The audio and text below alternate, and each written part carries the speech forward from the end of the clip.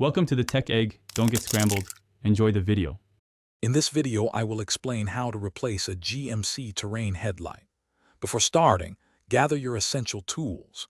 You'll need a T20 Torx driver, a flat blade screwdriver, and a ratchet with 7mm and 10mm sockets. Make sure you have your new H11 low beam or 9005 high beam bulb ready. Remember to wear gloves when handling new halogen bulbs to prevent damage from skin oils. Now, let's get to the headlight. First, turn your front wheel fully to the side to create more working space in the wheel well.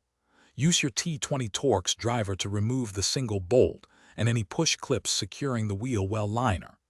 Carefully pull back the liner to reveal the rear of the headlight housing.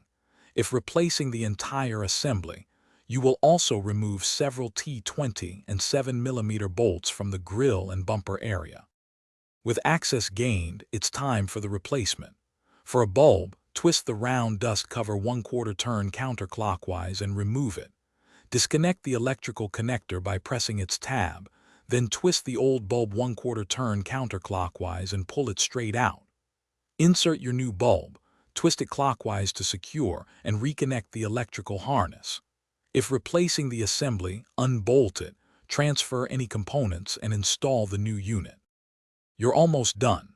Reinstall the dust cover by twisting it clockwise until it locks into place. Carefully push the wheel well liner back and secure it with all its clips and the T20 Torx bolt. If you removed any bumper or grille fasteners, reattach those now. Finally, turn on your vehicle and test the new headlight to confirm it's working correctly and properly aimed for safe driving. Thanks for watching. Consider subscribing if I helped unscramble your problems.